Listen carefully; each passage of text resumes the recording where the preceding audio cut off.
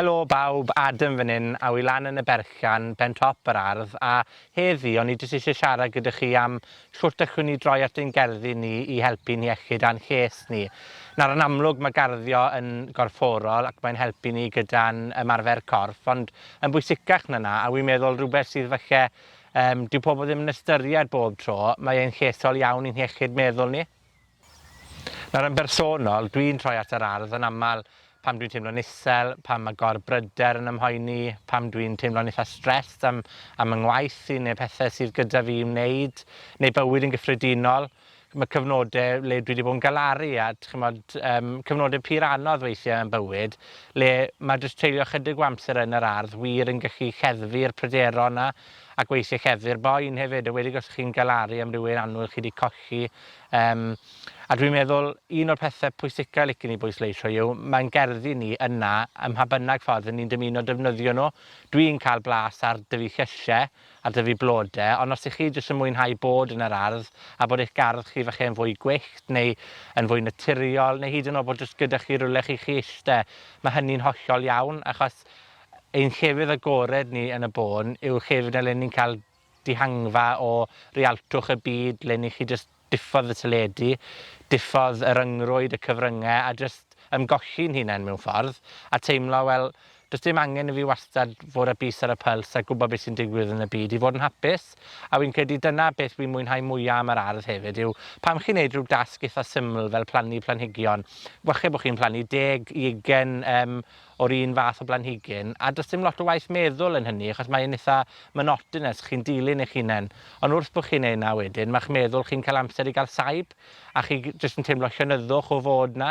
Mae jyst pethe mor syml â theimlo'r pridd, cael eich dwylo yn y pridd, trin y pridd, jyst bod yn agos at y ddaear. Dwi'n bersonol bendant yn teimlo bod mae'n neud i fi deimlo'n eitha mewn ffordd at ease gyda'n bywyd i, a wi'n credu mae lot o ymchwil yn dangos bod 'na therapi yn y pridd hefyd, a bod y pridd fel jyst rhywbeth naturiol yn neud ni dimlo'n eitha heddychlon. Un peth arall fi wrth 'ym modd pan fi'n meddwl am arddio yw does dim angen i chi fod yn feistr ar eich crefft chi fel gerddwyr, ni wastad yn dysgu. A weithiau mae pethe'n mynd yn iawn a dyw pethe ddim yn mynd yn iawn. Er enghraifft eleni, fi 'di plannu hade tomato ac am ryw reswm, a wi ddim yn gwybod pam, ma' hanner y tomatos hynny ddim wedi egino. Ond wedyn, allai ddim ar reoli natur, allai ddim ar reoli fel ma' y tywydd yn mynd i fod wthnos nesa, ond beth wi'n gallu reoli yw'n ymateb i natur a fel 'i fi'n teimlo achos y sefyllfa 'na. Felly, er enghraifft, nawr bod y tomatos, fel o'n i'n dweud, ddim wedi egino, mae'n golygu bod llai o tomatos 'da fi, ond ni wedi cael gwanwyn mor braf, sych a heulog. Mae'r blode, fel y tulips yn yr ardd, wedi para lot hirach na beth bydden nhw wedi mewn gaea neu gwanwyn arferol.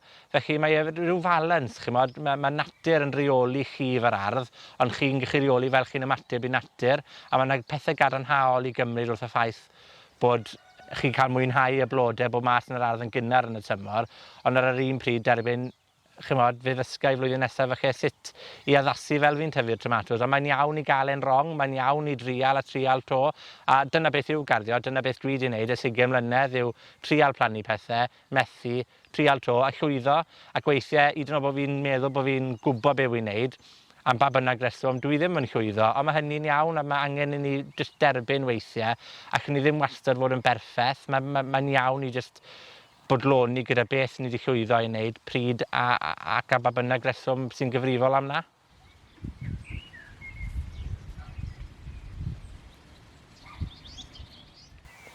Mae garddio'n helpu gyda gorbryder. Chimod, weithiau ni'n teimlo fel, mae shw gwmwn o waith 'dyn ni'n neud yn yr ardd, a mae'n mynd i gymryd lot o amser.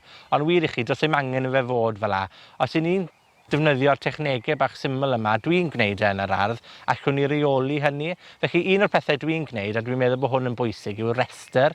Rester o beth 'ych chi'n bwriadu gyflawni yn ystod y dydd, ac wedyn tico pob un bant ar ôl chi'n neud a chi'n teimlo fel, waw, gyda'r amser nawr 'da fi bore yma, fi 'di llwyddo i wneud 10 peth fi 'di bod yn dod i off ers wythnosau. I fi, mae hwnna yn ei hunan yn neud fi dimlo'n well ac yn fwy cadarnhaol. Un peth arall fi'n neud yw creu cynllun o'r ardd. Nawr, mae'r ardd 'da ni wedi rannu mewn i gwelïau llysie isie. A yn amlwg, mi eisiau fi wybod beth fi'n plannu ym le a phryd. A mae'n adeg cyffroes o'r flwyddyn, achos fi'n cael cyfle i feddwl, dyma be fi'n mynd i blannu fan hyn nawr, a dyma pryd fi'n mynd i blannu fe, a dyma pam fi'n mynd i blannu fe. Ac wedyn fi chi symud i'r gwely nesa, felly dwi ddim yn teimlo fel bod llwyth o welïau 'da fi'n neud, achos fi'n defnyddio nhw cam wrth gam. Felly byddwn ni'n annog chi wneud cynllun o'ch gardd chi, ac i rannu fe lan mewn i ddarnau bach, achos wedyn dwi ddim yn teimlo fel bod 'da chi 100,000 o bethau i wneud, achos chi'n concro pob un o'r pethe 'na, pob dydd gyda'r amser sydd 'da chi, a chi'n teimlo'n wych ar ôl wneud e hefyd. Fi wastad 'di teimlo fel bod garddio yn gymuned. Chimod, mae'n gymuned o bobl sydd jyst mor garedig gyda'i gilydd. Pobl sydd yn rannu pethe fel cyngor, fel hade, fel planhigion. Ymunwch yn y gymuned 'na. Chimod, byddwch yn garedig gyda'ch hunan. Ewch mas i'r awyr agored, os newch chi unrhyw beth dros y dyddie nesa, jyst ewch mas i'r awyr agored, gwrandewch ar y natur o'ch cwmpas chi. Chimod, gewch chi'm gwech na'r adar yn canu, y gwenyn jyst yn byza'n hibo chi, a jyst gwnewch siŵr bo' chi'n cael yr amser 'na i chi'ch hunan yn yr ardd. Mwynhewch eich gerddi chi.